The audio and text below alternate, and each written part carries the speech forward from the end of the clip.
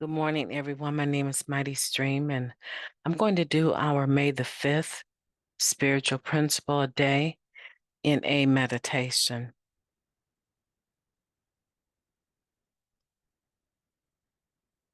The title of the meditation for today, Gratitude for All of Life's Challenges. When we feel the deepest gratitude, we can look back and see that our path to that moment was neither short nor straight. That's coming from the Living Clean book, Chapter 1, Keys to Freedom. I'm so grateful for the life I have, thanks to NA. The speaker was then quiet for a moment, wiping away tears before continuing. Grateful for my sponsor and the steps, and even for the bad stuff that's happened along the way.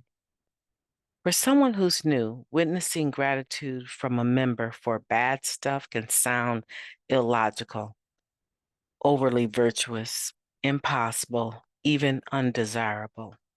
Why on earth should we be grateful for our addiction, our mistakes, and our poor decision making? Do we really have to feel grateful for pain and loss to recover in NA? Reframing our past hardships or current challenges with a deep awareness of gratitude is not an easy path, nor is it a quick one. For one thing, we rarely, if ever, started our journey in recovery with a clear and broad perspective on our lives. This doesn't happen just from being abstinent and going to a few meetings and talking about being grateful. It requires effort, a lot of it. We do our step work thoroughly. We developed and learn to rely on a power greater than ourselves. We try to apply spiritual principles in all our relationships. We work on forgiving others and ourselves. We make amends for our mistakes and find compassion for ourselves when we mess up again. We consistently surrender in the face of new adversity and strive to find the lesson in it. My flaws and mistakes are part of what makes me who I am today. The speaker continued. They are what inspired me to work to be a better person. My ability to get through some of the worst times in my life, bruised and battered, but still clean, is a huge gift. I am grateful for this life. Gratitude is not a destination. It's an awareness and a process. Though we recovering addicts don't feel grateful all the time, there are times when we do feel it deeply. When we're feeling ungrateful, we've learned what to do. Help another person on their journey in recovery. Today, I will do some work to learn from my mistakes and from hardships. I will strive for gratitude for the bad stuff as well as the good. Let's take a moment of silence followed by the wee version of Serenity Prayer. Moment of silence now, please.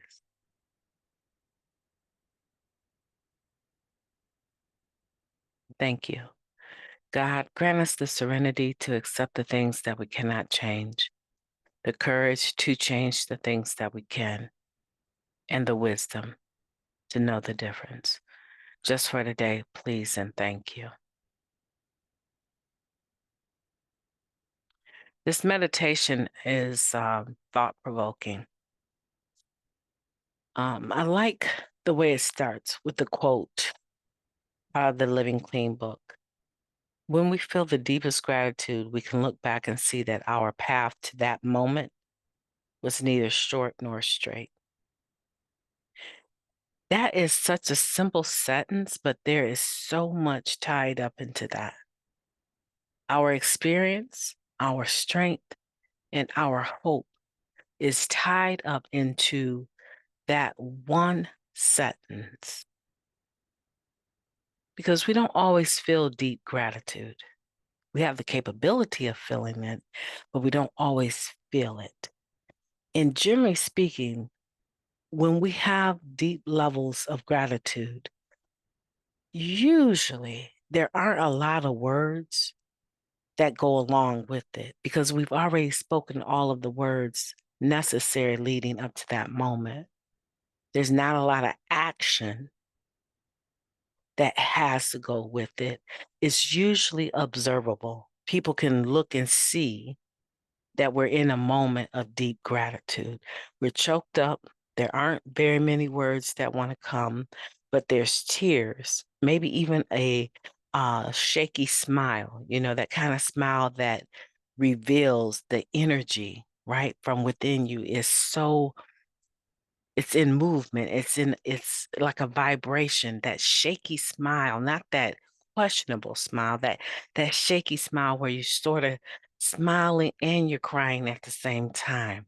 And it's kind of almost like, wow, aha moment. When we have this feeling of deep gratitude, it's an awareness that everything that has led up to that moment in time was worth it. All of the pain, all of the strain, all of the losses, all of the gains. It's like an epiphany. I've had so many of them, I can't really count them, but I've had so many of them, so many moments of deep gratitude that I can actually say, you know what? Huh, I had no idea that that bad situation was going to lead to this very, very precious moment in time. Like how? How did all of that loss, blood, sweat, and tears, some beauty along the way lead to this? I had no idea that I was going to be filled with this level of gratitude. And yeah, the newcomer, they probably are like, what? You're grateful for the pain as well? They don't see that because they've had so much of it. And they may not be very happy that they're actually in the rooms of Narcotics Anonymous. They may just be thinking, I'm here for a minute. I'm here to get this probation officer or parole officer off my back. I'm here for a second to beat this case. I'm here to get my family back. As soon as I get them where I want them, I'm taking off again to the races, back to using. So there may not be that ideal in the mind of the newcomer that they're here to stay. And so they may not really appreciate why we would be grateful for the hard times. And quite honestly, it's not for them to appreciate why we are grateful for our difficult times. It's for us individually to appreciate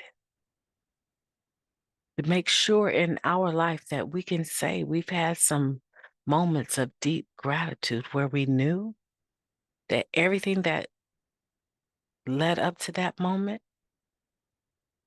it wasn't like it was a short process, and it definitely wasn't a straight line to it. It was like tacking. You ever heard of that?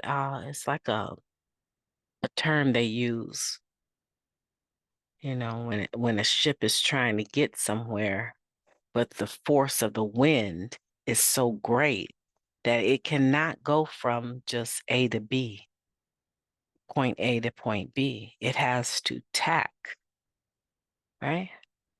Or even a boat, right?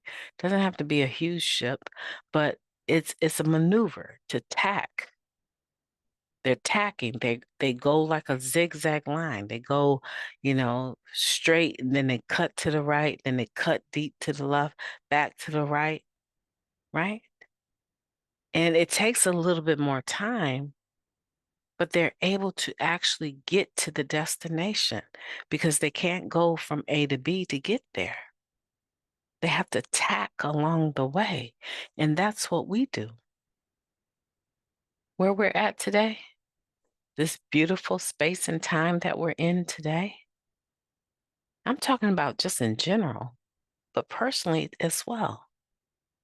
Right? Never have we seen a time where so many recovering individuals from all across the world can access an NA meeting on their telephones. We've never seen a time like this. The moment in time that we're actually in, there's been whole conventions just held on virtual platform. There's been meetings that have never stopped since the pandemic hit. They go 24/7. People come in and out of those virtual NA meetings, and you can see how they live in. You can see their homes. If they open up the cameras, they're sharing with you their drives, their walks down the street. We are so far, it sounds like a double positive, but we're further along the line of connecting to one another where we used to not be able to connect. I know people from across the world today as a direct result of the pandemic. So even if I'm just talking about that, I'm grateful for the hard times that we passed through because it makes this program that means so much to me that much more vast, that much more beautiful. You know what it's like to, here in our country, we have different dialects of English, but you know what it's like to actually hear someone from another continent express their gratitude for Narcotics Anonymous in their version of the English language, even though they probably have another tongue, right? Another mother tongue that they use or another primary language that they use. They've learned English. And to hear them, even sometimes when it's broken, share the message of recovery is life-changing for me. And so, I don't know, I just really feel like this is something that we want to grab a hold of, guys. We want to sit down. I was watching boxing last night, so these little terms I'm using, right? We want to sit on, sit down, step into this moment in time that we're experiencing and really appreciate it. Go back over it, reread it, and think about it. Am I grateful for all of the things? I mean, there's some things I'm sure you're not grateful for, right? I'm not grateful for my nephew being shot 8 times, right? I'm not grateful for that. Dying at that young age. And nobody that was there that witnessed it speaking up. No, I'm not grateful for that. It caused me to have a strong distaste for my community for a very long time. You know why? Because I've been doing service work in the very community that he was shot down in for a long, long time. There's many a sons, many a daughters that have crossed my path that I've given freely to. And to realize that the community owes me nothing. They owe me nothing. The fact that that was my nephew is irrelevant, especially in the using community. They owe me nothing. And who do I think I am to think that somebody's child that was out there using the night he got shot down would speak up? The active addiction don't work like that. But I was deeply grieved, deeply grieved. I wanted to pull the plug on every single thing I was involved in my own community. I didn't want to sponsor anybody. I didn't want to host any meetings. I didn't want to chair any meetings. I didn't want to have a sponsor. I didn't want to make meetings. I didn't want to do any volunteer work that I was doing in that community. I didn't want anything to do with it. I felt like it was a traitor. I felt that. But now let me tell you something.